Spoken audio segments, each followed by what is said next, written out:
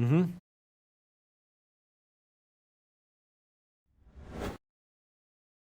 Okay, hi, and welcome to SBR Sports Picks. His name is Jimmy the Bag. My name is Peter Loshak. You might be wondering, how the hell do these guys do it? Don't they get absolutely worn out by the end of the week? The answer to that is yes. Yes. Jimmy the Bag, how you holding up? Poorly. Poorly. I'm losing my voice. Right, I feel you. Just had a great show, though, with Donnie Rightside Nice. and the Whale Capper. Also, the Whale Capper will be making his Loshak in the Bag debut Nice. in 27 minutes. Mm-hmm. 27 minutes. Got a little bit of NBA. He's got some NFL. I can't wait to have him on the show. We got a great group of guys with us already. We got Capper Investments, a.k.a. Twatty Laddie, JC Alvarez, Abba Zabba 78, Flip Money, Anthony Mastronardi, straight out of Windsor, Headshot in the house, Flipper 13, Flip Money, good BK Capper, Daryl Lyles, good group, Mookla Flair. Flipper 13 says, I missed the 3 p.m. Pacific starting time. Yeah, I understand that the starting times get all jumbled up. And King Rail says, thank God you guys are on. I was so bored. King Rail. Shout out to you, King Rail. For those people who might not be familiar with who King Rail is, he does the King's Court show. Some ups, some downs with King Rail, as with everyone in life and in sports betting. But right now is a big up for King Rail, right? Killed it yesterday, way more right? ups and downs with that guy. And no doubt recently, I've been hearing that huge ups from King Rail, and he's going to be joining us maybe every Friday from now on in NBA, right? Yes. Not today. God, that will be such a relief. Yeah. Such a help. Such a massive help. Yeah, we're trying to figure out our schedule. What we want is we want certain cappers on the same day each week, so you know that they're on. If you're fans of them, you know that they'll be on the Low Bag show. So we're trying to figure out, we're working out some kinks. But yes, King Rail, Fridays. And we got to have Maxwell Smart on Wednesdays and Thursdays for the massive college basketball card. So it's all kind of crazy. Well, Monday's the one day where I don't really need that much help.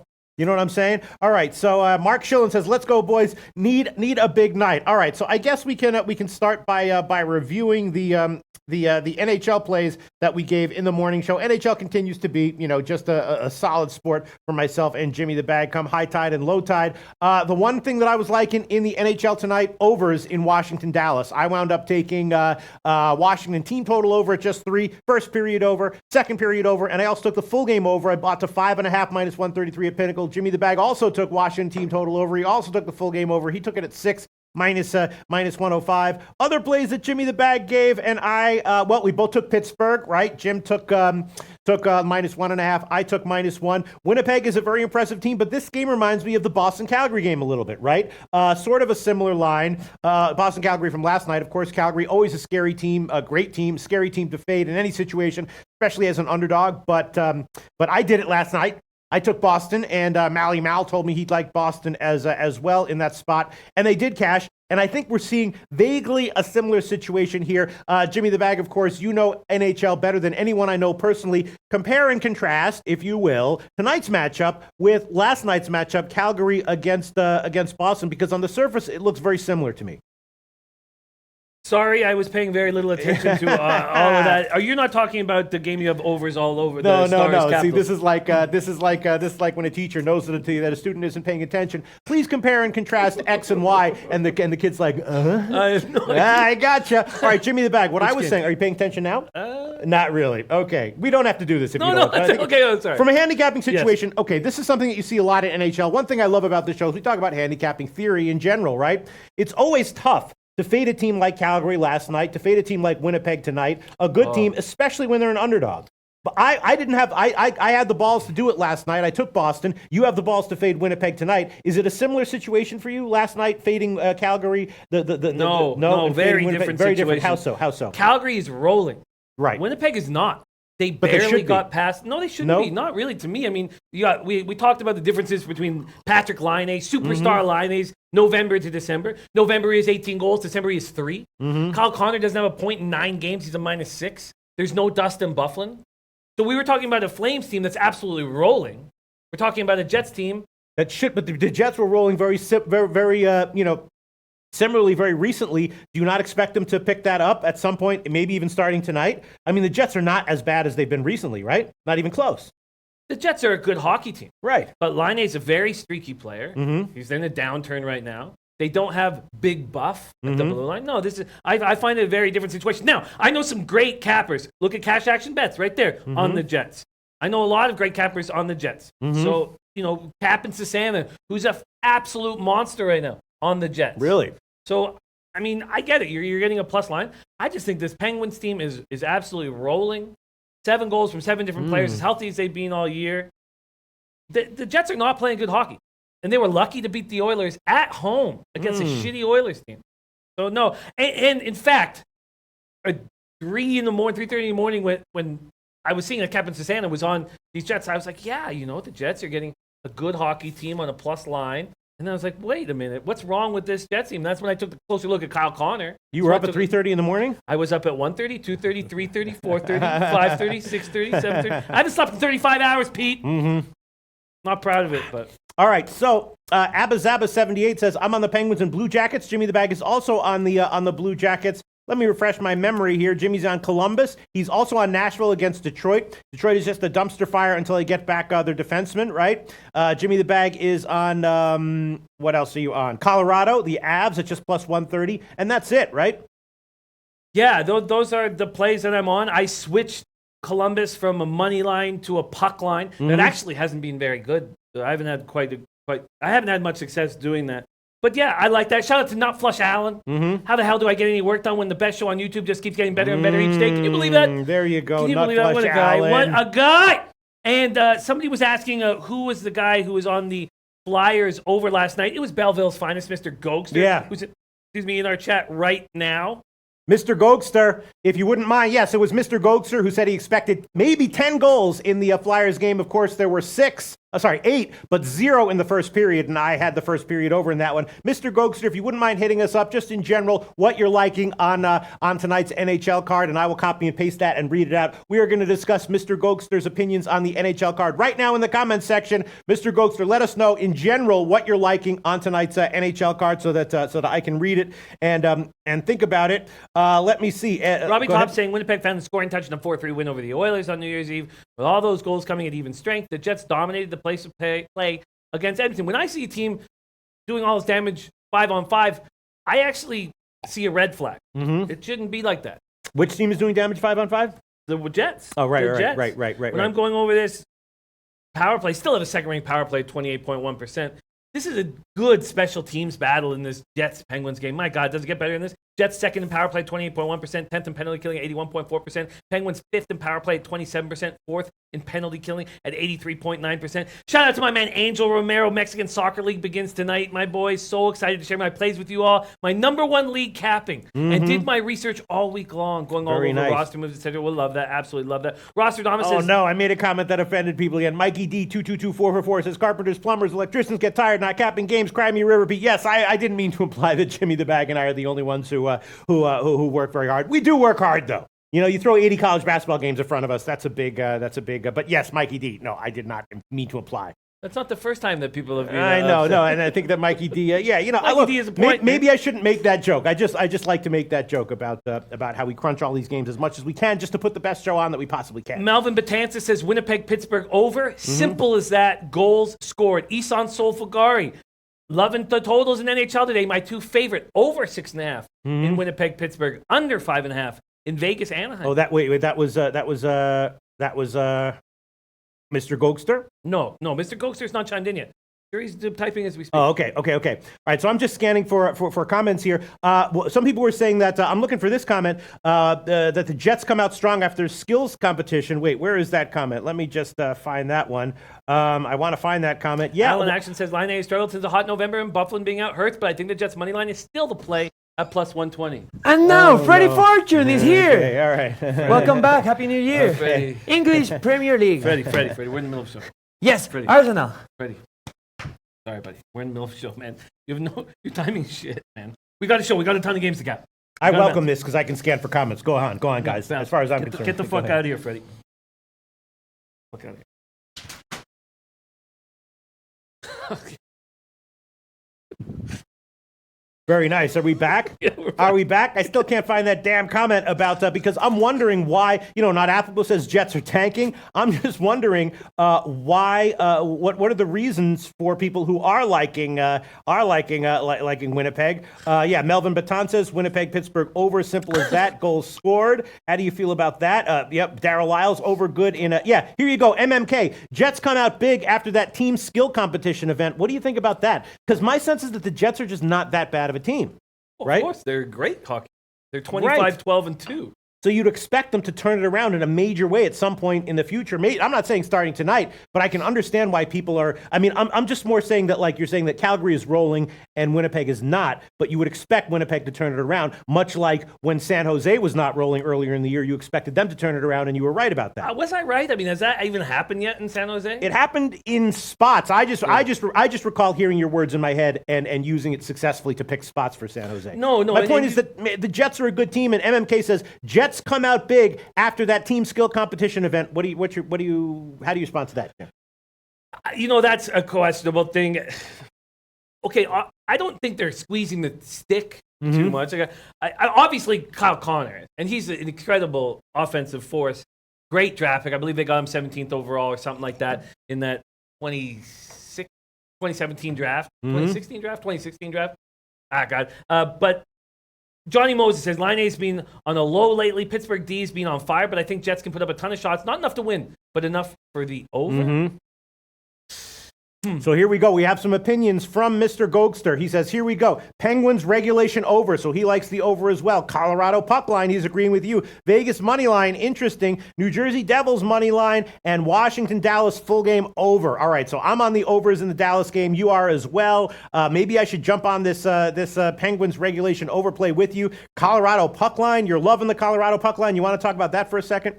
I think this is a great opportunity for the Avs to get rolling. There's lots of trends in the NHL. I guess what happens for me is that when we're dealing with sport, like NHL is my best sport, and so I have no problem going against trends.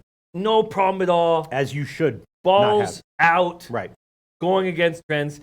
And this is a simple spot to me. The Rangers were lucky to beat the Blues a few nights ago. They're outshot 40-23. They won 2-1. Then they get hammered. They get destroyed by Pittsburgh.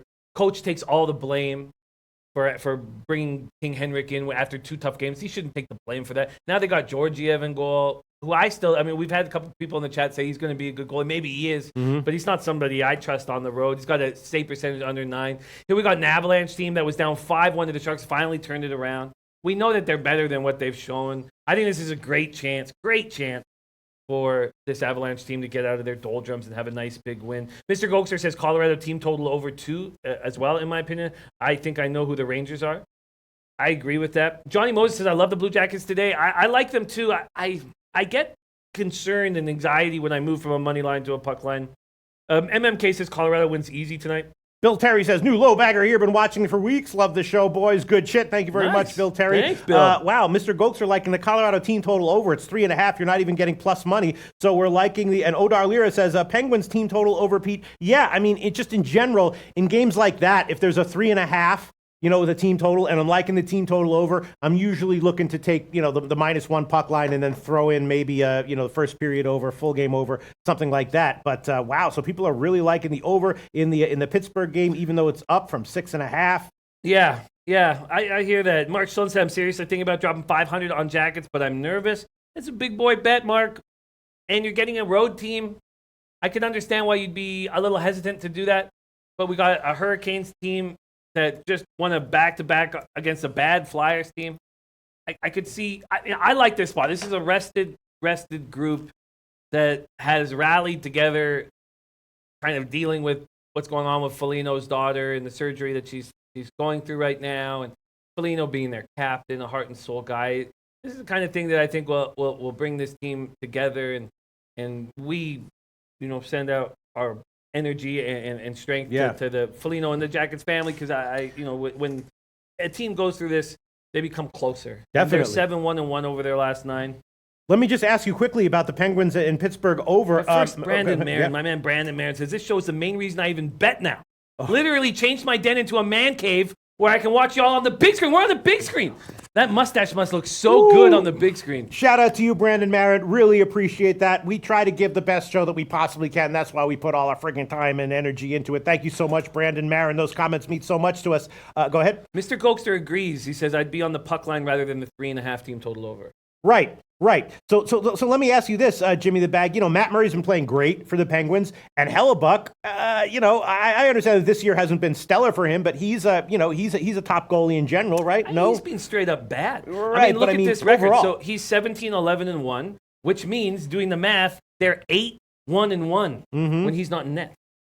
Yeah, but he had a good. But I mean, his first ever good season when he's fought for everything he's ever got. Finally, he doesn't have to fight for something. He's got a 908 save percentage and 2.88 goals against average. Nah, but his December was fine. He had a great December, or an excellent December, right? It was his best month, right? Yeah, it was. He's improving. He's improving, is what I'm saying. He is improving this season. Yeah, he's improving. So you got Murray, who's playing great, right? Am I wrong? Murray's playing exceptional right now. And you got Hellebuck, who's playing better than he has all season long, right? And you're going to take an over 6.5. It makes me nervous, right? Makes me nervous, yeah. All right. Okay. So I can understand why people are liking the Jets. I'm starting to get nervous about this one, but I'll just stick with Pittsburgh here. Then I guess we'll just quickly then Nashville, Detroit. No question there. I might, while we're talking with Whale Capper, if I feel like it, I might throw on some extra NHL plays if I think about it. And then Washington, Dallas. We have Copley against Khudobin. A lot of overs in that one. I guess we like the overs there. In Arizona against New Jersey, Blackwood against Kemper. Is Blackwood going to keep playing great? And Darcy Kemper? No. Blackwood is not going to keep playing great. No. Especially on the road. Maybe he comes back home, has some good games. No. He's playing great. Right. And all the respect and love to him for doing it, but no, I do not expect that. And then Georgiev against Grubauer, Rangers, Colorado. I was thinking that the Rangers team total over might be worth a shot. No? The Rangers team total over? Yeah. No, that doesn't. They've not been scoring very well lately, and they're getting a ton of shots. They're a completely healthy squad right now. They have there's no real explanation for the fact that they're not. Why would we not like the over in Rangers, Colorado? That's a great call. What is it at right now? Well, it opened at 5.5. It's now up to 6. I guess that's partially because, Georgiev and Grubauer, I guess. I don't know. Dionysus says, Pete, I agree on your nervous feels on Pens over 6.5. Last time they came home from an ace road trip, they played lazy at home. Mm-hmm. Yeah, I agree, Dionysus, but I feel this might be a little bit of a different situation. My man Ish Kurt in the house. Mr. Gokster says it's a contrary play, really, going against two pretty solid goalies, but offensively, these teams should fire. Not the strongest on D like they've been. Mm-hmm. Robbie Top says Avs have dropped 6 in a row when a team has lost that many in a row. It's more difficult to win with each passing game. Johnny Moses says, being a lifelong Pens fan since the Lemieux Barrasso days, never bet hockey until I started watching this show. Thanks, guys. That's so great. Look at Sean Mick says, this is a show that had turned me into loving ice hockey again. We don't get much coverage of it here in Ireland. What a guy. Oliver Page says, you guys are the best, and that's no joke. That's serious. Ooh, look at these comments coming. Look at these comments. Good. Gonna sleep good tonight, baby. Baby. Eddie Euler, minus 196 for an Avs team that has lost 6 straight. It is a steep price. I think you're bang on with this over. Which one? The Rangers? Rangers Avalanche over. I think it's the right play. What is the juice on it? Well, it opened at 5.5. Now it's up to 6. And what is that? Like minus 120 or something. In a situation like this, I'm thinking that maybe just taking the first period over. It opened at 5.5. I'm surprised I didn't notice that. What's wrong with me? Luis Fernando Esquinza says, let's pound NBA. A lot of value tonight. Yeah, we still have 2 games to cap, too. I wouldn't mind if we could actually cap those games before 4 o'clock, before we bring Whale Capper in. All right, you want to move on? 4 o'clock our time, 5 o'clock your time, 2 o'clock. Let me just write something to Rafa just to make sure that he's got Whale Capper ready to go. And why don't you? You do that. I'm just looking at these. I'm just thinking here about Nashville, Detroit. The first period over is tempting as well. What about the over in Nashville, Detroit, Jim? I know you like Nashville, but I'm sure with that, you can do whatever you're doing right now and also talk about the over in Nashville, Detroit, right? What about that? I get it. The concern we had was, what if how are you capping? And there's 2 different ways to take it. How are you capping the injuries that are on the Red Wings defense? Are you saying that they're going to be more conservative, or they're going to be more whole? There's going to be more holes. Definitely. If you're going to say there's going to be more holes, then I would take the over in a heartbeat, because they're. But you disagree with that? You think they're going to be conservative here? I'm not sure. That's the problem. I'm just not sure that. It's a tough thing. So last year with the Islanders, they lose 2 of their top 4 defensemen. They have one of the worst defensive season since 06-07. And then we come in this year and we see the Ducks lose all their defensemen, and they tighten it up. Right. We see the Bruins lose all those defensemen, and they tighten it up, and Yeah. they get more conservative. So that's why. So if this was the beginning of the season after what the Islanders did last year, I'd say the over is a gold mine. All right. I'm going to take Nashville and Detroit. First period over 1.5. It's just minus 109. Nashville, Detroit. First period over 1.5, minus 109. That's the current line at Pinnacle. I'll take that one. If it loses, that's okay. We're not laying 130 or 140 here. We're laying just minus 109 at Pinnacle. It's not a good sign that the line has gotten bet down, so I'm going against the line move here. It was 121 when it opened at Pinnacle. Now it's just down to minus 109. But I'll take that. Go A ahead. couple things quickly. Jason Walker now says, I love the show. It's a brain trust full of best cappers. Salute. What a guy. Yais, my man Yais, says, this is literally the best show in the world. I have a Christmas gift. Watson over 40 yards. Thank me later. And I like Kylie Reynolds' parlay here. He has Columbus puck line, Nashville puck line, Colorado puck line, 18-1. I think that's a real nice spot, Kylie. I dig it. Shadow says, you guys are best cappers and people I know. Seriously, thank you so much. Shadow, yes, absolutely. Let me see, what else do we have? And Mally Mal says, Rangers very good, ATS away. Mally Mal, shout out to you for putting me on a bunch of plays recently that I should have been on. Boston, you helped me go on that one. Charlotte Dallas against Charlotte in NBA, you helped me on that one. Shout out to you, Mally Mal. Yeah, Huge shout out to you, Mally Mal. Let me see. Okay, so I'm going to do a couple of things here. My man Jonesy in the house. Sweet, wonderful having you. And Shadow, God, I love Shadow so much. We gave a big shout out to Shadow and our man Vegas Gun off the top of the show. God, you guys are just extremely inspiring. Interesting. Mr. Gokster likes a Detroit team total under, which isn't great for the first period over that I just took. But okay. No, but they've been scoring a lot of goals in the first period, so I can understand why. And you want to Remo do that. says Picker Rene probably best goalie in the league over in his games is tough. Is he the best goalie in the league? Would you say? I'd say he's an elite goaltender. I'd say he's a top 7 or 8 goaltender. The thing is that UC Saros is playing some really good hockey right now. And, Rena getting a little long in the tooth. Brant Hunt said, just listen to the audio, Jimmy, another great show. Thank you. He says, Pete, you going to give us some opinions on NFL games? On NFL games? Yeah, sure. Absolutely. When it's coming up, you have to watch to see the end of the show to find that one out. Yeah, I do have an opinion. Sorry, okay, guys. I knew that you meant rushing yards, even though you didn't post it. Sorry, I should have said that. My fault. Vegas Gun in the house joining us right now. Shout out to Vegas Gun. All right, so hopefully either Renee, despite being elite, will give up one, or maybe, Nashville puts up 2 or 3 in the first period. We'll see. All right, that's it for NHL, right? No, I'm going to add one play. Okay. All right, But all right. Robbie Top says, Jimmy, why are you so hard on Pittsburgh tonight? Listen, Robbie, I really feel like there's a couple times every year, 5 or 6 game stints, where they are the best team in the NHL. And if the Lightning weren't having a month that we haven't seen in years, or at least last month, December, where they didn't lose in regulation, then they would be playing the best in the entire NHL right now. And they're rolling. They're feeling good about themselves. And now they're getting they had 7 different goal scorers in their last game. They're getting production up and down their lineup. Everybody's healthy except for Schultz. This is a really good hockey team, and the Jets are a really questionable bunch. And I can totally understand why people would look at this play and say, oh, Jets have value. Sure. Light road dog. No, man. I wouldn't take the Jets unless I was getting plus 140. I really wouldn't. I am going to do what you were saying. I think you're right. I think Grubauer is susceptible. Georgiev is susceptible. Give me the over 6 in Rangers Avalanche. Okay, Rangers Avalanche. That will be Rangers Avalanche. That'll be 6 minus 120 is what we can give you, right? I can't believe I'm up all fucking night and I don't recognize that 5.5 is hanging there. Well, It's a yeah. mistake. It's a goddamn mistake. I mean, the big question there is can Colorado continue? But I was looking at this one. I was thinking, I don't know if the Rangers win, but after getting blown out, they probably come back and put up, 2.5. But my favorite thing when you're going with overs is looking at the penalty killing. Rangers 27th in penalty killing, 76.6%. Avs 26th in penalty killing, 76.7%. They're letting 1 out of every 4 power play come in. really, I mean that's just a huge siren going off to me. all right, I'll join you. I'm gonna take the New York Rangers and Colorado. I'm gonna take the first period over 1.5 minus 138. I'll take that one. First period over 1.5 minus 138. I might take the full game, and I might take the second period as well. That's gonna be high. Just Go ahead. before we leave, my man Cole Coleon saying, "Okay, Jimmy, what's the best play on the Hold on a NHL second. card?"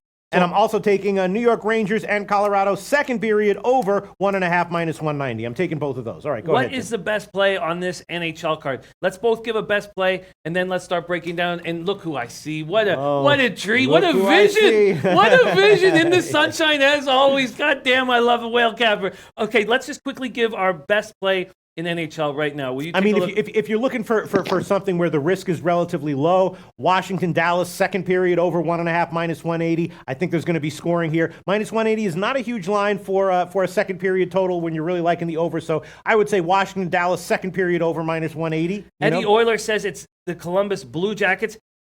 You know, getting a plus 235 on the minus 1.5 is very appealing, but I think the slam dunk on this card is Avalanche minus 1.5. You think so? I think it's a slam dunk on this card. I think it's the most.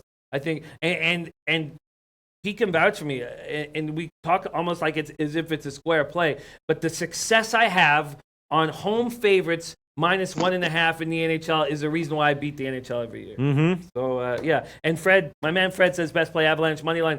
I'd like the minus 1.5. Red Girl likes Carolina under play of the day. That's certainly interesting. Johnny Moses says best play on NHL card Jackets. I like the Jackets too. Just a little shaky now that I've taken them. I took them from the money line to the puck line. I hope that wasn't a mistake.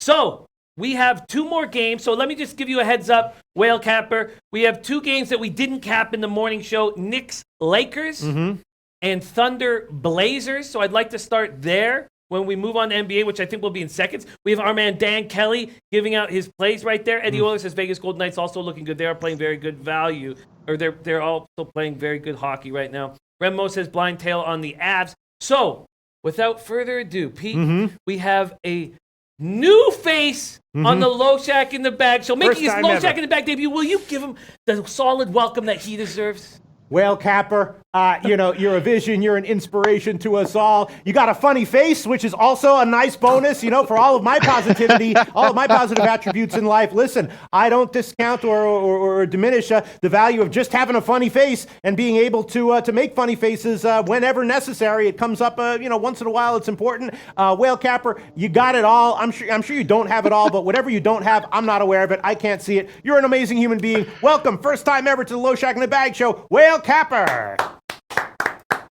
Hey, thank you guys for having me.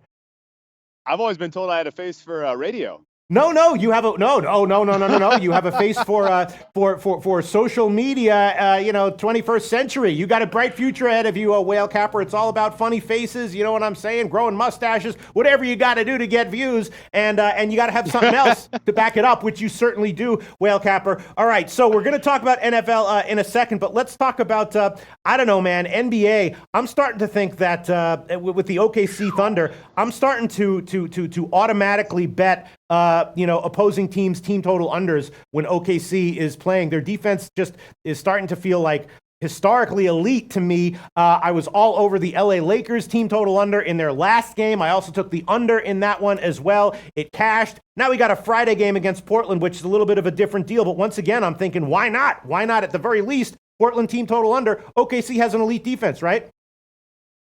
Yeah, it's a good look. I'm gonna try to fix my audio because I'm getting a little bit of echo. It's going to mess up my... we don't want you to have echo. We need you. We need you in perfect situation. Do you want to take a minute to fix that? I can... Yeah, I probably need to get let's it fix fixed. it. Let's fix it. No worries. We'll go over this Thunder Blazers game. So, Rafa, can you help him fix the audio here? It's so annoying when you hear the echo. Let's talk about this Thunder Blazers spot. Thunder's 107-100 victory over Lakers Wednesday, Staples Center. Westbrook, man. So this guy, 14 points, 16 boards, 10 assists, goes 3 for 20 from the field. First player in NBA 32 years to get a triple-double while shooting 15% or lower. He's shooting, listen to these numbers, they're awful. 41.6 from the field. 23.6% from three, 62.6%, 62.6% from the foul line. Right. He's averaging 20.7 points, averaging a triple-double. Very impressive. And this is what Westbrook has to say about it. He says, scoring is not the only thing I can do. That's true. I'm the best rebounder at my position, the best passer at my position, the best defender at my position. I can do everything, and I pride myself on that. I think that. Yeah. I mean, a lot of people are suggesting that Portland is the play tonight with Westbrook struggling. I'm still looking at an under. I'm still looking at at maybe a shot with a Portland team total under. Even if Portland wins, it's a surprisingly low scoring game, and they win and cover, and their team total under cashes anyway. Yeah, Whale Capper, you got your sound good? Yeah, I think I'm still echoing a little bit, but I can figure this out. I want to agree with the point on the It team sounds total like you're getting under some on echo, huh? Portland makes a ton of sense to me. I do like Portland in this game. That's my bet on this one. I'm going to look for Portland to come away with a win here. I think they're undervalued in general right now. I loved the way they competed against the Kings the last time out. And they got a nice win in overtime in that spot in a game where I thought the Kings were gonna, they're gonna catch them and nip them, but they played spectacularly well in overtime. The Trailblazers are rested here. Thunder in a little bit of a, they've been playing a lot lately, and they're not. They're not rested by any stretch of the imagination, so you may see a little fatigue creep in and affect their defense to a degree. But Russell Westbrook's not shooting the ball particularly well right now. In fact, his offense is kind of struggled of late, and I think because of that, he is stepping up his defense. And I agree that he is probably one of, if not the best, defending point guards in the NBA. So he may give Dame a little bit of trouble, which if you know Portland's offense, you know how important he is to it. So I could see a situation where Portland comes in under their team total, but I still think they get it done and get the win tonight at home in the City of Roses. And let's go Blazers. All right, Whale Capper, I just turned down your audio on our monitor. Did that help a little bit? I can still hear myself pretty good. Oh, like no, almost, right, so like probably almost not that. perfect. So I'm just going to go and turn it up anyway. I wonder, damn, this sucks. I wonder what the hell is the problem here. All right, I know how hard it is when you can hear yourself in the monitor. It's very frustrating. So if Whale Capper seems a little bit off, or a little bit, on something right now, trust me, it's not. It's just, hey, can I see myself on the monitor? Are we in the, what are we seeing here now, Rafa? Rafa's just working on it, okay, man. there you go. All right, sorry about that. All right, okay. Yeah. So, and that's what's so interesting about, being on camera. A lot of times there's behind the scenes things going on that really throw you for a loop that the people watching you have no idea about. Let's you know talk basketball, Let's Pete. talk basketball. Just wanted to say that for because I know how frustrating it is. No, All right. it's a good point. It's a good point. Whale Capper liking the Blazers at home here.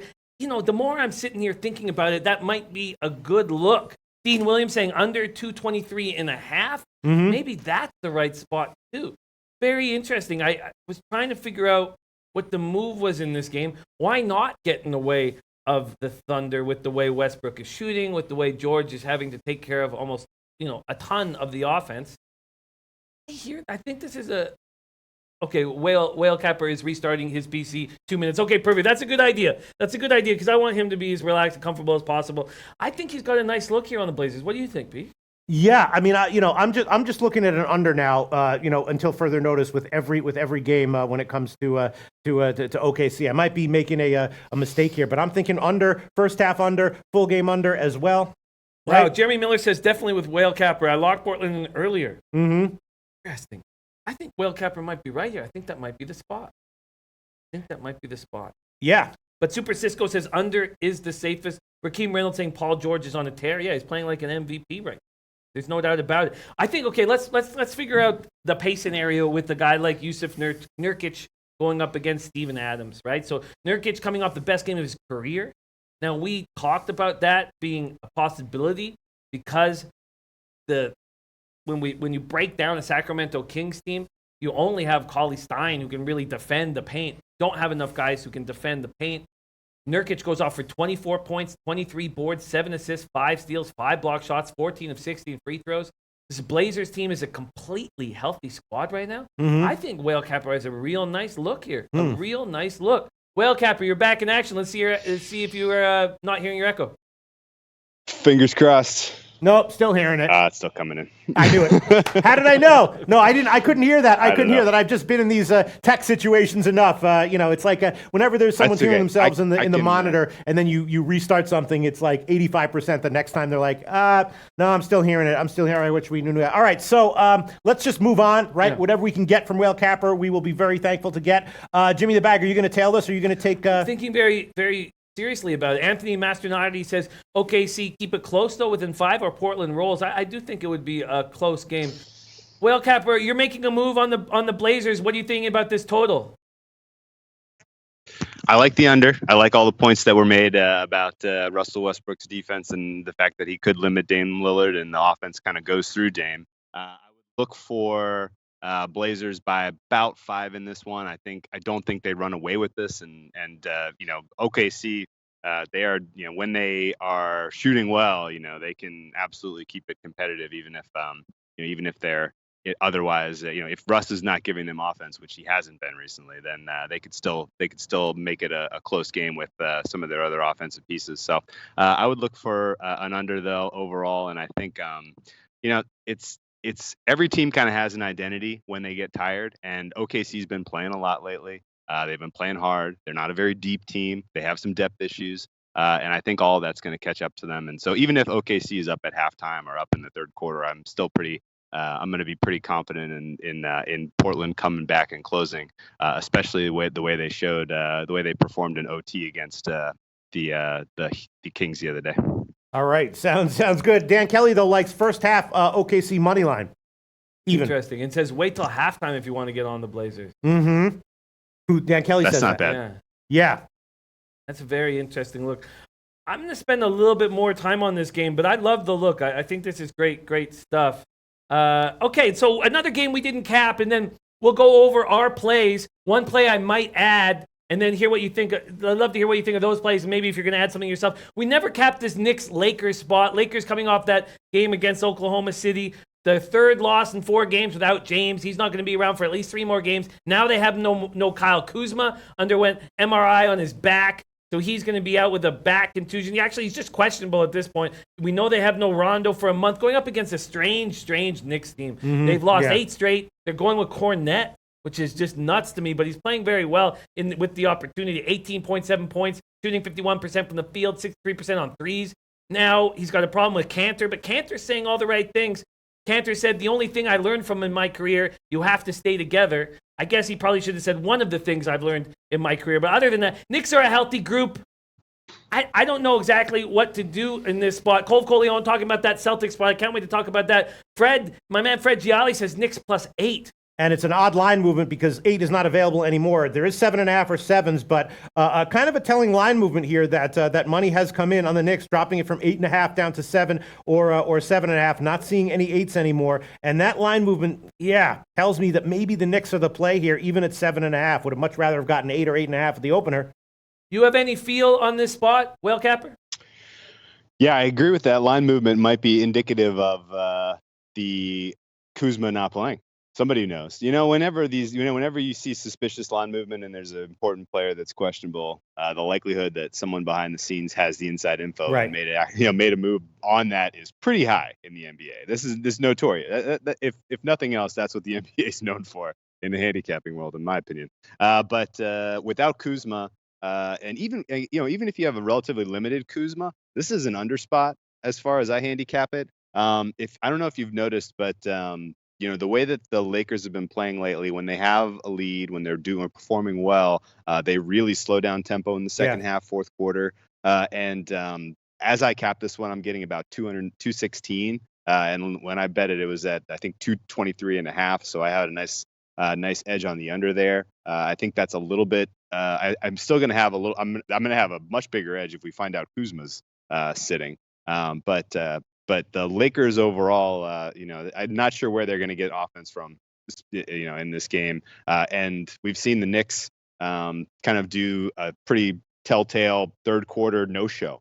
Like they just hit a wall at some point in the second half of these games. I don't think it's intentional. I don't think they're actively tanking. But they're just not a very good team. They're probably 29th, 30th maybe in the NBA and across key metrics. So this is the kind of game where the Lakers should get a win.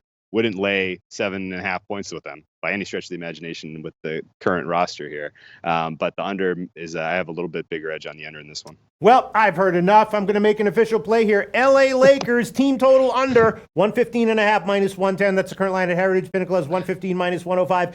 LA Lakers team total under 115.5 minus 110. That's an official play for me, Jimmy the Bag. This is how we do it at Loshak the Bag show. We look at the games, we listen to people like Whale Capper, we read the comment section, and much like classical physics becomes emergent from quantum physics, plays in sports betting become emergent and come to us, and that's a play that I think is a legit play right there. Lakers team total under 115.5 minus 110. You certainly wouldn't be against that one, Whale Capper, right? No, definitely not. That's a nice look. I didn't realize that was the team total. That's nice. Nice, I wanted right? to add one quick note to your NBA handicapping family. We're exiting the time where I feel like rest and fatigue is the most important factor, and we are entering the time where teams are voting for. I mean, when All-Star voting is going on, and it's extremely important to the star players in this league to get All-Star inclusion because it matters a lot to their contracts. Their bottom line is getting paid, and defense is largely effort. And if you have to sacrifice something to get your stat line there, you're going to sacrifice defense. And so teams with stars tend to see more, more effort on the offensive side of things in the month of January as they try to push for that all-star slot. That was, I think that was somewhat evident last night in the Raptors Spurs game. Obviously, there was a ton of other motivational angles in that one, but that over in that one, as well as the Warriors Rocket game. It's a matter of kind of making sure that you're on the highlight, that you're on the highlight tape on ESPN so you can get those All-Star votes this time of year. Yeah, wow, great points. I've never capped NBA with Whale Capper. My God, I'm blown away how sharp this Whale guy is. Capper, so does that mean that in general, can I deduce from that in general you're looking for overs more than unders in January, or only from certain teams with certain kinds of players? It's mostly from certain teams and certain kind of players, and it's in big, kind of high-profile games. So, Thursdays TNT games, slam dunk. The Saturday primetime games, pretty highly watched. Those are a slam dunk. The Martin Luther King Day games, anyone who's pushing for an all-star spot absolutely balls out on MLK Day. And this is just kind of tendency I've noticed over the last couple years as all-star inclusion and as all-NBA team inclusion has become more important in terms of contract status for NBA players. Right. Great point. Very nice. Okay. All right. So, Jimmy the Bag. I'm going to jump on a couple of things here. I've had enough time to sit with this. God damn it. Because we want to talk about NFL as well. So. No doubt. But first off, give me the under in the Knicks-Lakers game full game. The under in the Knicks-Lakers game full game. Okay, so that will be 224.5. Or no, 220. Oh, 225 at Just Bet. We can give you that one. Perfect. We'll give you that one, okay? Perfect. And what's the juice? Minus 110. Minus 110, thank you. And I am going to take the Blazers full game. Dan, a mistake in my capping, and you guys have seen it over the last little while, is I can't make in plays with my local right now, I can't make in plays with my local. So I'm going to take Blazers full game, and I am going to change that situation I'm in, especially for the Super Bowl and some of these situations that we're going to be all capping games together. So first off, give me Blazers full game as well. Blazers full game. Interesting. Actually, some money coming in on OKC. Not trying to scare you here, but so what do you want? Do you want the money line, or what do you want? I'll take the money line. Okay, so the best money line we can give you for Portland would be minus 105 at 5 times. Perfect. Right. Okay, so one play I'm thinking of making, and I know the market has moved against this spot, but I'm thinking of taking. Okay, well, first off, why don't you do this, Pete? Could you please tell Whale Capper our plays right now, and then I'll tell him the play that I'm thinking of adding? Okay, yes. Let me refresh. No, Whale Capper, don't laugh. Don't laugh. These are just our plays from the morning show. Hold on one second. In the NBA, we were thinking that Atlanta, playing against their old coach and everything, and catching a bunch of points here might be a good value play. We took them on the first quarter both, and I took them on the full game. Jimmy the Bag and I are both on Atlanta first quarter plus 4.5. Maybe thinking that Milwaukee will come back in the second half and have a good effort, but then thinking 13.5, 14 is just a few too many points. So we're both on Atlanta first quarter. I'm also on Atlanta plus 13.5 on the full game. I'm also on Cleveland plus first quarter plus 2.5 as well. And Jimmy the Bag is on Miami minus 6.5 and Memphis minus 3.5. What do you think about any of those? And then one other thing, I want to jump on the Cavaliers first quarter. There was only a plus 2.5 available. Now there's a plus 3 available. And Whale Capper, the more we cap together, the more you'll see that I find interviews and sides, psychological, situational stuff is where I succeed in the most. I really feel like Hood and Burks getting their first opportunity to play against the Jazz will give them an early boost. We had a lot of talk from Dan Kelly and King Ray on the early show that the Cavs are trying for Zion, and then they're not going to play hard in the second half. I find the first quarter +3 quite interesting. And other than that, would love to hear what you think of our plays and what plays you're going to be on tonight, if any.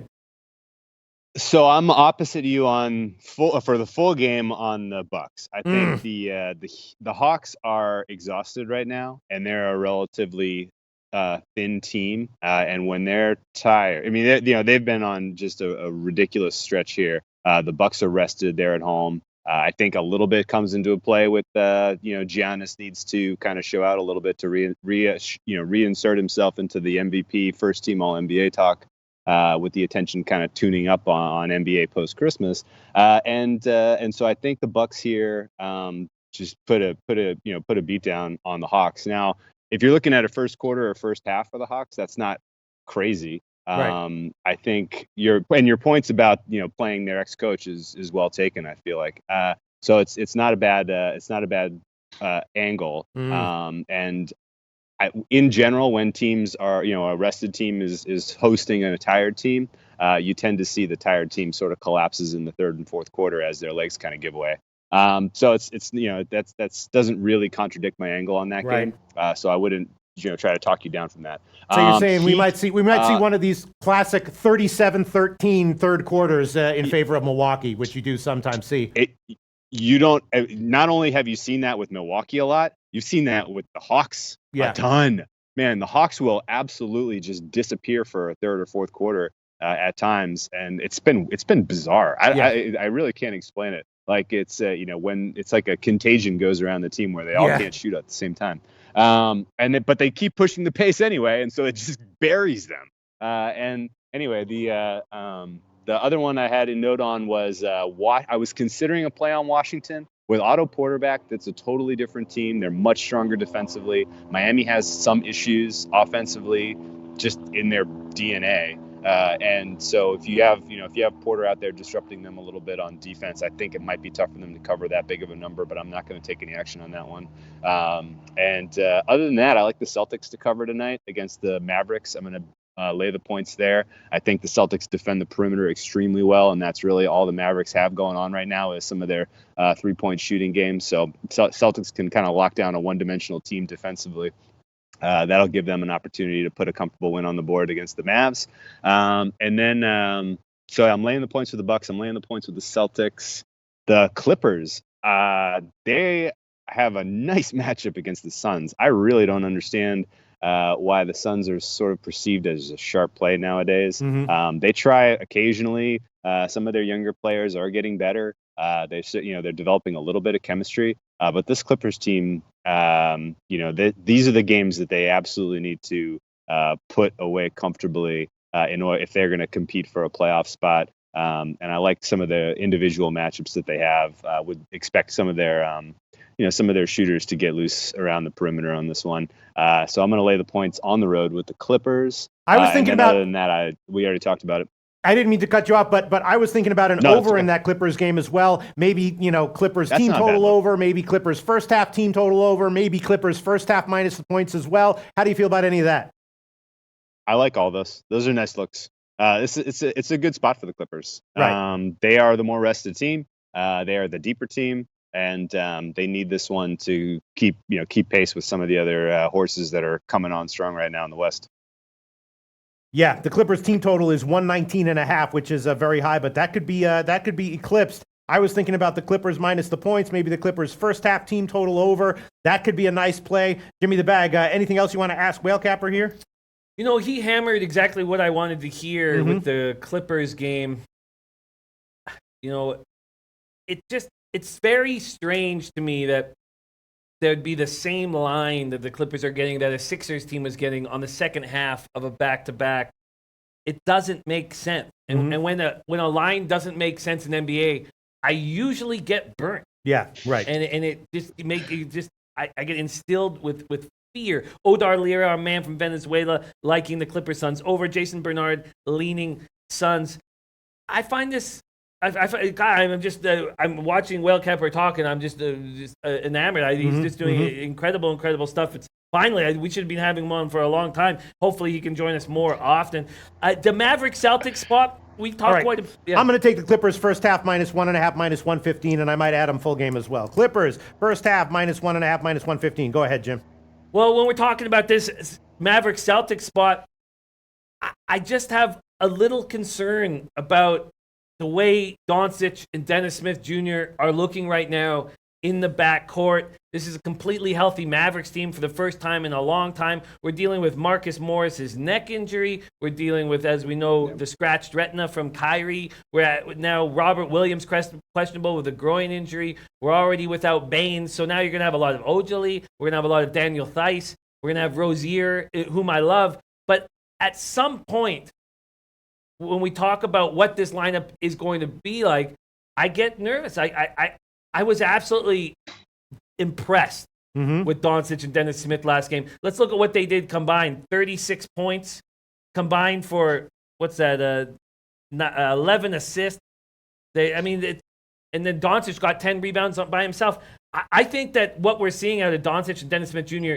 in the future could be the best backcourt in the NBA. And that's what kept me off the Celtics, because I felt like I've had a great read on the Celtics, and they've done a lot to keep my record where it is right now. But hearing that he's on the Celtics does make me think twice. Bleds W says, like the under in the Knicks game. So do you think, one last question, do you think I'm throwing money in the garbage or lighting it on fire with the Cavaliers first quarter at +3, Whale Capper? No, the Cavs have done some really impressive things early in games. They're playing hard. Somebody had brought up, are the Cavs not trying for Zion? I don't know if I put them in that category yet. They look like they're a young team that's still trying to find their identity a little bit. I don't think they're mailing in these games. They just don't have a very deep roster, and they're so young that they're inconsistent. They had a couple of games that I recall, specifically the game at the Grindhouse against the Grizz, where they fought to the final whistle. It was real impressive. They were outside the number for a good part of the second half, and then fought back at the very tail end of the fourth quarter to get inside the cover. They lost by like 7 or something, but they were still fighting until the final whistle. So I don't think this is a team that you can really classify as tanking yet. When they have played well, it's been earlier in games. So I could totally see them, being a surprise team here, or they're being, because all these derivatives, quarter, half derivatives, all of them are relatively formulaic to the full game line in total. And we know, if you watch enough NBA, you know that sometimes, some teams have specific tendencies where they try to get out to hot starts. Cavs are one of those teams, and you could see a nice little early winner there. I like it. I'm going to lock myself in for first quarter Cavs. I know we wanted to talk NFL, but I just absolutely loving his NBA analysis. Yeah, absolutely. Let's move on to NFL now. Can you lock me in Cavaliers at +3 for the first quarter and let me know what the juice is? Yeah, sure. Hold on. It would be a wow, really. Oh man, it's moving up in favor of Utah. Yeah. We can give you, if you want 3.5, we can give you -115. Damn. Oh, I'll take that. All right, so Jimmy the Bag is going to take Cleveland first quarter +3.5, -115. That's at Heritage. I took it at 2.5. Damn. That's not good, but we'll see. Well, let's move on to the National Football League. We had a great show on the Audible. We don't have time to put up records and stuff like that, but I got decimated, as you guys know, from how angry I was when we got back here. Our show started up this week. I went 1 win, 8 losses at week 17. I'm now just up plus 0.2 units. It really upsets me because you work hard to put yourself in the situation. I had a 4.5% ROI, and I flushed it down the toilet. Let's not talk about that, though, Whale Capper. Let's talk about some of the looks that you are interested in. Do you mind if I tell Whale Capper about my record, which is a little bit impressive? Sure. Whale Capper, my NFL record. Check this out. Small sample size, though, right? 34-21, plus 9.3 units, huge. plus 14.7 ROI. Not bad, right? There Hey, you man, go. if That's you a can little find- endorsement. That made me feel good. All right, let's Sure. go Yeah. in, Jimmy the Bag. Let's should. first talk about a play that I like, a play Jimmy the Bag likes. It seems to me to be a little bit obvious, but maybe not. Just the under in Dallas, Seattle. Dallas has a great defense, obviously. Do they have the offense to force the issue and force the pace? And I don't think so. It's 43.5. I like to see that available. So if it's a 23-20 final score, you do get a casher. Is the under too obvious, or is it just a simple play with solid value? man. Doesn't like it. Well, I've gone back and forth on this one. I guess I know Jimmy's opinion on a lot of these games. Have you already made your statement on these?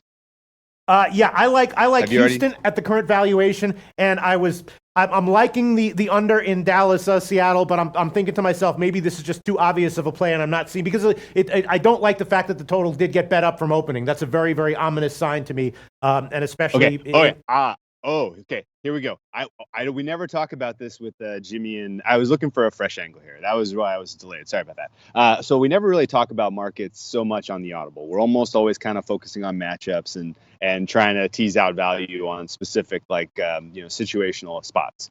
The market is extremely important in the NFL. You have to beat the market. In fact, when you gave me your records just then, I was thinking, yeah, that's great, but how'd you do against the closing line? Because that's much more indicative of a long-term. Oh no! Pathetic. Well, okay. You can, for 2019, if you're going to bet the NFL again, you can do better by trying to bet earlier and beat the closing line over the long term, just because you will capture some winning percentage. The NFL is such so many random things, such a small sample size, so many random things have to happen. Whatever you can get in your pocket as far as a winning percentage before the kickoff even starts is hugely important. I throw all of that out of the way in the playoffs. Okay, what the betting lines moving around here, the books know that they will have bottomless action in these games. Right. You have 4 standalone games. Right. This is not, Sunday morning where there are 8 games going on at a time and they got to keep track of which their sharp players are betting on this game and this game, and they got to adjust accordingly so that they're not getting buried by arbitrage and whatnot. Like, these are 4 standalone games that are going to have massive public action. Right. And so a lot of the line movement, I don't think, is dictated by sharp players. In fact, you could make an argument, and I would buy it, that sharp players stopped betting the NFL after week 16. And that there's really only a handful of sharp players who are taking action on this week's games, because these lines are darn tight. And, it's the sides, especially, I feel like this week are tight, with the exception of the Chargers-Ravens. I feel like for whatever reason they've asked for a premium to bet the Ravens, so you have a couple free points to back the Chargers if you like them. But the totals, the movement, I wouldn't look at a total being bet up in that game and think of it as an indication of this is a bad sign if I liked the under. I like the under in the Cowboys-Seattle game. I like it because of the matchups. I like it because of the style of play. I like it because I think both teams defensively will give the other teams, difficulty. It'll be a little bit of a sloppy game. I don't know that you're going to see tons of success in the running game, and both teams love to lean on the running game. And so, the propensity for big plays will be lower. The propensity for big turnovers, creating short fields, creating extra points will be lower. All of this, to me, leans to an under. And if you're going to give me an extra point and a point and a half, because this is a primetime game, this is Dallas, and there's going to be just gobs of money flowing in on, people want to bet the over in this game because they know they're going to be watching it and they want to have a fun time watching the game. Like, that makes more sense to me to explain this line movement than there actually being something fundamental about the way these teams match up that points to an over in this game. Oh, that's great. So it sounds like he just endorsed my opinion. Yeah, I mean, in my experience, I have been kind of doing this a long time. In my experience, sharps do come in on the NFL playoffs, but you're right. They come in, at maybe like unexpected times during the week and for various reasons. The other play is a much more interesting game. I'm very interested to hear what you have to say about this one. It is Indianapolis and Houston. I like Houston here at -1 or on the money line at -115. But I think that if the Colts win, it's because they gashed the Texans' pass defense, and I think if the Colts win, it's because Ebron has a good game or Hilton has a good game, and I think maybe a hedge against Houston winning would be player props on yards or for Ebron, maybe passing yards for Luck, yards for Hilton, and I could easily see you cashing both of those. I could easily see Ebron having a big game and Houston winning the game anyway. But I'm liking Houston here at anything around -115 or so on the money line. What do you think? Yeah, no, that makes total sense to me. And in particular, what you said there about the Andrew Luck passing yards prop. Right. Because worst case scenario, you're holding a Houston ticket and they're up by 20. What is Indianapolis going to be doing? Right. They're going to be chucking. And you could end up with a situation where they just can't quite convert in the red zone late in games, and Houston comes away with the win, and Andrew Luck throws for 400 yards. That is entirely plausible. They match up extremely well in the passing. Passing attack for Indianapolis matches up extremely well against Houston. I would expect in the first half, Houston's pass rushing horses, Clowney, Watt, etc. Those guys they are going up against what is perceived to be a particularly good, particularly stout offensive line. Right. They can absolutely get after it though. These guys are fresh, they're healthy. They are gonna be in the backfield with Luck and give him a hard time, especially in the early part of this game. They may get tired as the game goes on, and you may see some of the passing starts to tick up a little bit for Andrew Luck. But I would tend to agree with you on the Houston money line. It's very, very, very slight, though. I'm going to be betting Houston on the money line, but it is a free roll for me, and my mind is a little warped on this game because I'm holding Indianapolis at 100-1 to win the AFC. So I don't really have a losing play in this one. I can kind of free roll on the Texans, I obviously would like to see Indianapolis win because that would be a hell of a lot of fun to cap Colts Chiefs next week in Arrowhead. That would be just an awesome game. I'm less excited about Texans Patriots, that's for sure. Sure. Yeah, so hopefulness. I would love to see Indianapolis get it done, but the value right now in the betting market is on the Houston Texans. This should be closer to a 3-point line. If it was a juicy Texans -2.5, then I would kind of look at it and say that's fair. This is reasonable. But it's, getting it effectively at a pick'em right now, I think is largely influenced by people kind of perceiving the Colts as the hot team, played their way in. They're going to go on a run. Andrew Luck's the better quarterback. He's won playoff games before. In reality, I think their defense is a little bit of a paper tiger. They've done well over the last half of this season defending teams that are not particularly good on offense. Everyone will look towards that Cowboys game that was highly watched and say, hey, they shut out the Cowboys. That was a ridiculously obvious low spot for the Cowboys. They just absolutely no-showed in that game, more so than I even want to give the credit to the Indy defense. So to a degree, I think Houston's going to get theirs in this one. It will kind of come down to end-of-game scenarios. Can Houston keep Indianapolis from scoring the game-tying touchdown or keep them from getting into field goal range to hit the game-winning field goal? If this goes to overtime, would that surprise me? Not in the least. And, a lot of this is kind of born out of, these teams know each other very well. They played two pretty competitive games. There was some fluky stuff in the second one that really tipped it in favor of the Colts. This is going to be one of the more entertaining games of the weekend. And I think the Texans are the right side at the current line. Yeah, that's what I'm thinking. And again, if you hedge it out with passing yards over props with Indianapolis, you could easily cash both of those. What do you think about the total? Maybe a shot with the over. I could easily see Houston winning this one in a high-scoring game. Because as we know, Houston just has bad year-long defensive numbers against the pass, bad year-long defensive numbers against tight ends, against number one wide receivers. Yeah. Are all those? Is there anything illusory about those numbers, or do you think that Houston just has fundamentally bad? Has fundamental issues against the pass that are going to show themselves in this game as well, especially against Andrew Luck. Yeah, the Houston pass defense has been susceptible going on a couple of years now. They haven't really addressed it with personnel. They haven't really been developing their young talent in the backfield, in the secondary, that is. And they're susceptible to the types of passes that Andrew Luck is throwing with relatively high accuracy right now. So, that if Indy gets it done, it's through the air. And, but the over, I thought a fair price for the over was about 45-ish, and I was looking to play an over in that, knowing that 47 or 48 was going to get it there. But seeing it get bet all the way up to 49, and I know it's come down a little bit, right? Are you seeing now it's like around 48.5-ish? Yeah, just 48. Yeah, so now, but still a 48 is tough, right?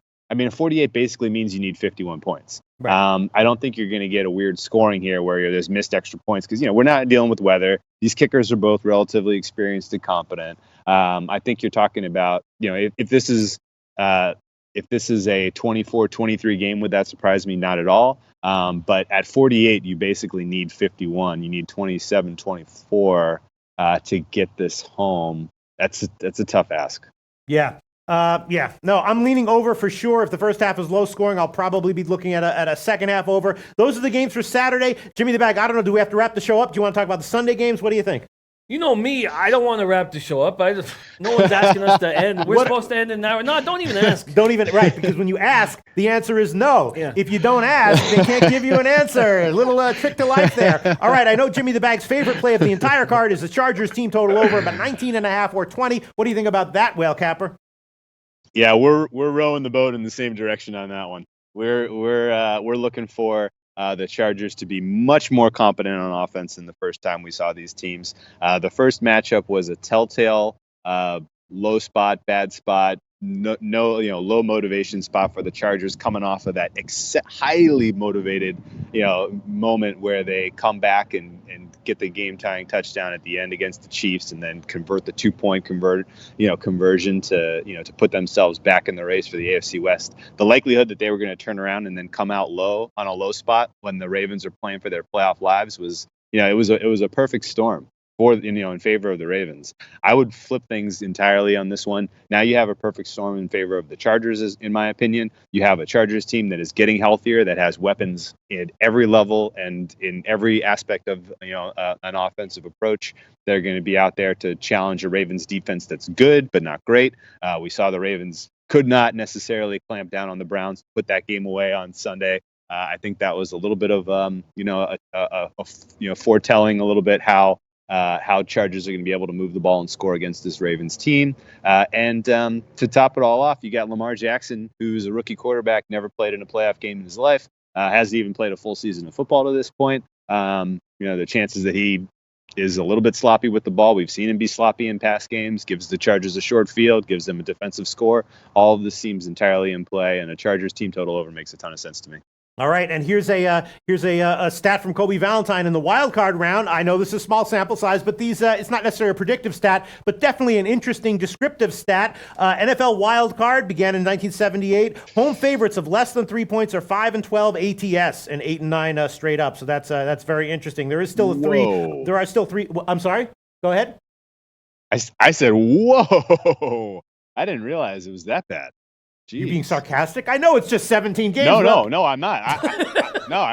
I'm shocked. The common narrative that you've heard, I feel like I've heard this a dozen places, is how important home field advantage is in the playoffs. I'm shocked that home dogs that are only laying that many points. Basically, they're saying coin flip games.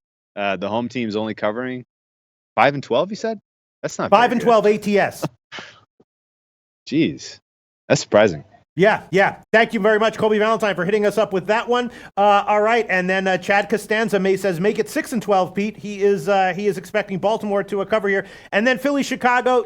I don't know what to make of this one. Obviously, 6.5 points is a lot of points, but Chicago, they're at home. They've got a vicious defense, and Trubisky is just a big wild card.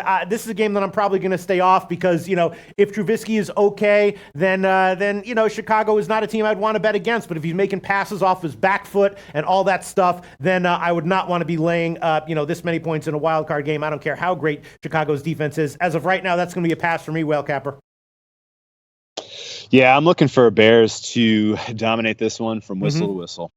I think their defense is the only defensive unit in the playoffs that I think can dictate a game, especially when they're at home at Soldier Field. The Eagles are lacking in so many areas. They're effectively one-dimensional with only really having a passing attack. And even that passing attack relies very heavily on some prayers from Nick Foles, if you catch my drift. And I would say, Chicago defense stomps these guys. The Matt Nagy offense script should be tailored to specifically attack the kind of the weak linebacking and secondary core for the Eagles in the 5 to 15-yard range. Those are passes that Mitch Trubisky can make, even if he's not having a particularly sharp day, if he's a little nervous, if he's a little tight. And we haven't really seen Mitch be tight, to be honest with you. In some of the bigger games this year for the Bears, I expected to see bad Trubisky. But he kept it together in the big Sunday Night Football game against the Minnesota Vikings, and I feel like that actually is a pretty decent analog for how this game will go. It's similar to the Vikings. The Eagles aren't going to they're not going to punish you on the ground, and similar to the Vikings, if you can get after the quarterback. You can force him into some pretty questionable passes. So, Nick Foles has buried me lifetime, so I have to be a little careful about going too heavy against the Eagles.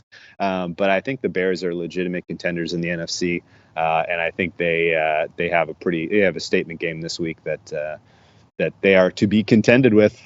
All right, so what about this? If you think that the games against the Vikings are an analog for this game, both of those games were very low scoring in the first half. Yeah. The first game, which was at Chicago, I believe went over just because of high scoring in the fourth quarter. I'd much rather be getting 21 than 20 and a half. But what do you think about first half under 20 and a half?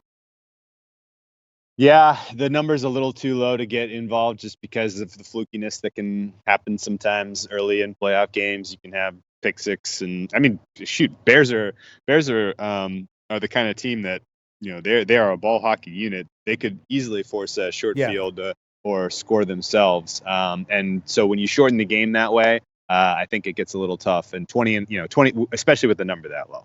If it were 21, if it were 21 and a half even, I might give it more of a look. But I like the full game over. I think I like a team total under. A full game under.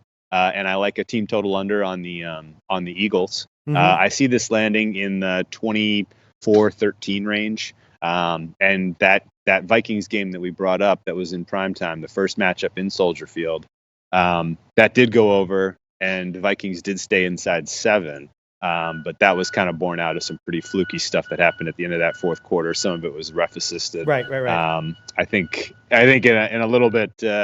I think you replay that thing and that ends 25-12 or whatever the score with 2 minutes left was.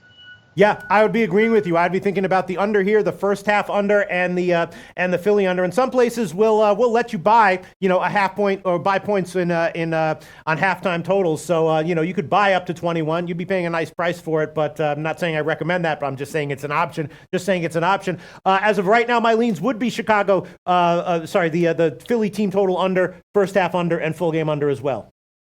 Those plays all make sense. They all make sense. I remember when we were doing this show, we were talking about guests. Pete was like, what if the guest is so much better than us, that he's going to just take our show away from us? I was like, that's not going to happen until Whale Capper comes along. Absolutely brilliant stuff, man. Thank you so much for joining us. I know you're a very busy man. But God, is there a way we could maybe have you? And we could cut. It doesn't need to be this long. I know it's football season, but is there any way we could get you maybe once a week, Whale Capper? Let's talk about it. That's a no. First of all, that's a no. No. I just need to know what day and what time and make sure I can carve it out of my schedule long term because I don't want to flake on you guys. And thank you to your guys behind the scene. They fixed the audio, and that made all of the difference in the world for me. So appreciate you guys. No, I noticed. That's why your answers got significantly longer, which is a positive. Which is a positive as far as we're all concerned. What did he say? Oh, maybe. I was gonna say maybe was there a little technical? Jimmy's like worried he's gonna get somebody's gonna come up and take his seat. Was there a little? I'm just telling you what I noticed. You know what I'm saying? If a team changes, starts scoring more or scoring less during the season, you're like, okay, I noticed this. It happened. I don't know why, but it happened. I noticed it. I just noticed your answer started to get a lot longer. Yeah. Okay, I wanted the sun in his face. I wanted an echo. But man, what a treat! What an absolute treat, Whale Capper. All right, appreciate you guys having me on, and best of luck this weekend. And this is love what you guys are doing. This is a very professional setup. I love it. Awesome, Whale Capper. Thank you so much. Any final words, Jimmy the Bag, before we wrap the show up officially? Just you know what, having guys like Whale Capper, and now we're gonna work on getting a guest that everyone will know will be on that day. And right now we've got King Rail on Fridays, which is absolutely wonderful. I want to give a big shout out to all these guys in our chat. You guys make our show special. We have no doubt about that. You also put money in our pockets. Let's have an extremely wonderful weekend. Let's smash these wild card games. Let's smash the NBA this evening. Non-applicable says Jimmy looking over his shoulder now. Hey, man, that guy is spectacular. Yeah, and Dom Ricci saying that I never totally disagree with Will, but I think Bears are mostly overhyped team in the playoffs and lose outright. Other people are talking about the wind. There is reported to be some wind. I've read about that, about 15 miles an hour. I think that wind in the NFL tends to be a little bit overvalued and overestimated. I remember there was, Well, I agree with that, but Donnie Rightside made a really nice point in the Audible about the differences between Wentz and Foles, and how Wentz throws these lasers and Foles throws these rainbows, and it actually will affect Foles because he's going to throw it way up in the air and make Alshon Jeffrey do all the work. And I thought that was a pretty sharp point by Donnie Rightside. This is just a treat. Now, we're way over time, but there's some guys asking about NCAA basketball. There are 4 games. Oh, I didn't have a chance to look at them. I didn't have a chance so much stuff. Yeah. Aside from that, I love. I was liking the over in the which game? Which game was that? In the SMU game. I mean, SMU game is obviously rolling. I was leaning over SMU and maybe a team total over in SMU as well, but the value, I believe, is gone now. That one opened at, I saw, that was the one thing I liked on the opening line. I saw it at like 140, 138. I was thinking the over was a great bet. It's at 145 now. Probably still a little bit of value, maybe. I don't know. But I'm passing on it now. Certainly wouldn't want to analyze it. I hear that. I'm going to stick around here and make these bets in NBA. Maybe move forward in NFL. I've come very close to being talked off of the Colts here. Very close. Both you and Whale Cap are on it, but I really feel like Andrew Luck is going to send a message to everybody. No, Jimmy the Bag. If I was gonna wait, because you were liking the Colts, right? Yeah. If you were telling me that you wanted to bet the Colts, I would say, look, just play some passing yards props over, because I think if the Colts do get a win, definitely it's because the passing game is very effective against that pass defense, and the passing yard props cash. I'm in some big money pools where I have to pick a side. Also, not only did I lose about $1,500 on week 17, I feel like such a schmuck having that many bets out on week 17, especially after what Whale Cap are talking about the sharps bet until week 16. But not only that, but I cost myself another about $1,400 by not ending up in the top 3 in a couple of pools. It was a terrible week for me. Let's see what's going on right here. Dan Kelly saying Jimmy Butler, Brett Brown trending on social media, disagree on how he's being used. That's very interesting. Jansen saying how many side chicks does Whale Capper have? That's just for our imagination, Jansen. That's just for our imagination. Acoustic Library says I got a ton on Clippers -4. Back to NCAA basketball. Nikki Shore like Eastern Michigan +11. Super Cisco saying tease SMU and Buffalo. Mally Mal leaning over SMU as well. Yeah, and I was too. It's just that it's just when the line opens at 138 or 140, and now it's up to like 145.5, 146. It's just hard for me to recommend a play on that one, but probably very, very tiny value at over, even at the current lines. Okay. Yeah, this is a treat. Sauceine Mars has just got here. Yo. I'm like, we're lucky to still be on Sauceine Mars, but we love you very much, Lowbagger for life, man.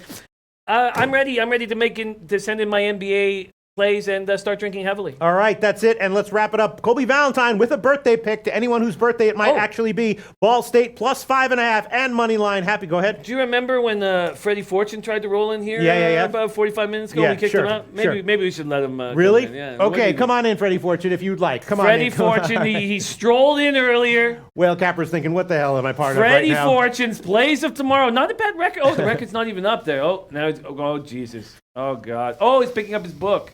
Oh, God. All right, Freddie, take all the time you need. Oh, God. I don't care. I don't need my book. Oh. English Premier League. Okay. Arsenal to win at +100 over West Ham United at Bet365. A lot of charisma. Don't talk to with me this again. guy. Don't you ever talk to me again. And on that note, we will definitely, finally, for real, wrap up the show. Thanks so much, everyone. We'll be back on Monday.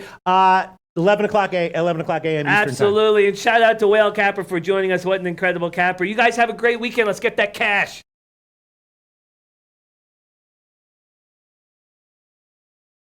Whale Capper, Yeah, thanks.